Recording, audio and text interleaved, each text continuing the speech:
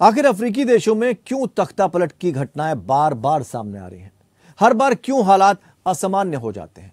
क्या है तख्तापलट के पीछे की कहानी और किन अफ्रीकी देशों में हो चुका है तख्तापलट?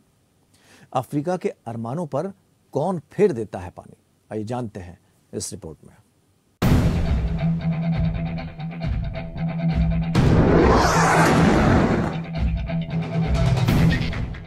अफ्रीकी देशों में तख्तापलट की कहानी नई नहीं है। फौज की तंगहाली और पर्याप्त संसाधनों का अभाव भी इसके पीछे की एक बड़ी वजह रही है। अफ्रीकी फौज को बगैर जरूरी जंगी तैयारी के बढ़ती विद्रोही गतिविधियों पर लगाम लगाने की जिम्मेदारी दे दी जाती है। अपर्याप्त प्रशिक्षण और हथियारों, संसाधनों और फंड की किल्लत से अफ्रीका की फौज पर गैर मुनासिब बोझ आ गया है।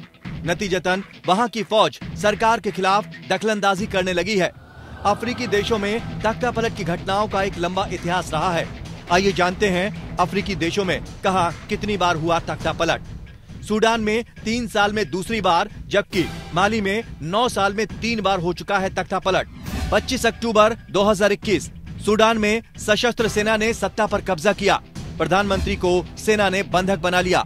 सितंबर 2021 गिनी में सेना ने सत्ता कब्जे मिली। राष्ट्रपति अल्फा कोंडे को गिरफ्तार कर लिया गया। नवंबर 2017 जिम्बाब्वे में राष्ट्रपति रॉबर्ट मुगाबे का तख्तापलट। मुगाबे का 37 साल का शासन खत्म। मई 2021 माली में सेना ने सत्ता अपने हाथों में ली। चुनी सरकार हटाकर अंतरिम सरकार बना ली।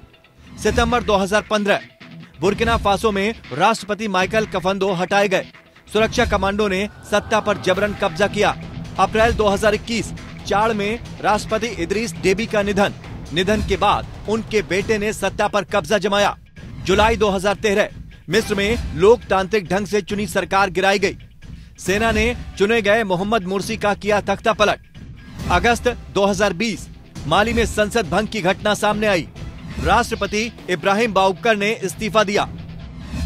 मार्च 2013 मध्य अफ्रीकी गणराज्य में तख्तापलट की घटना। सेलेका नामक विद्रोहियों ने फ्रांकोइस को हटाया, सत्ता पर कब्जा कर जबरन बना ली सरकार।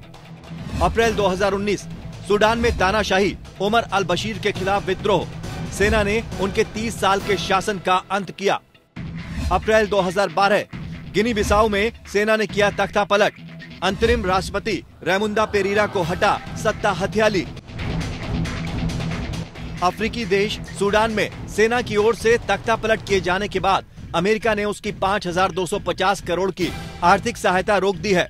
अफ्रीका में एक दशक में गिनी, माली समेत 9 देशों में 1 दर्जन बार तख्तापलट हो चुका है। यहाँ जानते हैं कि 10 साल में किन अफ्रीकी देशों में तख्तापलट की ऐसी ज्यादातर घटनाएं उन देशों में देखने को मिल रही हैं जो दशकों तक चले निरंकुश शासन के बाद लोकतंत्र की ओर कदम बढ़ा रहे थे। इसमें कोई शक नहीं है कि लोकतंत्र में फौज की बेहद अहम भूमिका होती है। वो या तो जनता की भागीदारी वाले विरोध प्रदर्शनों को कुचलने से मना कर सकती है या दमनकारी शासन को पलट सकती है। वहीं दूसरी ओर फौज निर्वाचित सरकारों को भंग कर लोकतांत्रिकरण की प्रक्रिया में रोड़े भी अटका सकती है। खास तौर से जब सुधारों या मौजूदा व्यवस्थाओं में बदलाव की कवायदों से उनके निजी हितों को खतरा पहुंचता हो तो वो इस तरह के कदम उठा सकती हैं। इस बात के तमाम प्रमाण इतिहास के पन्नों में मौजूद हैं। अफ्रीका के कई निरंकुश शासक सत्ता पर अपनी पकड़ को और मजबूत बनाने के लिए अपनी नस्लीय सेना खड़ी करते हैं। अफ्रीका के तानाशाह फौज में उन्हीं सैनिकों की भर्ती करते हैं जो उनकी ही नस्ल से ताल्लुक रखते हैं। वो उन्हें ही फौज की अगुवाई का जिम्मा सौंपते हैं। साझा बिरादरी की पहचान से फौजियों और तानाशाहों के बीच वफादारी सुनिश्चित होती है। इन हालातों में सैनिक तख्तापलट की बढ़ती घटनाओं के पीछे यथास्थिति बदलने का कोई भाव नहीं होता।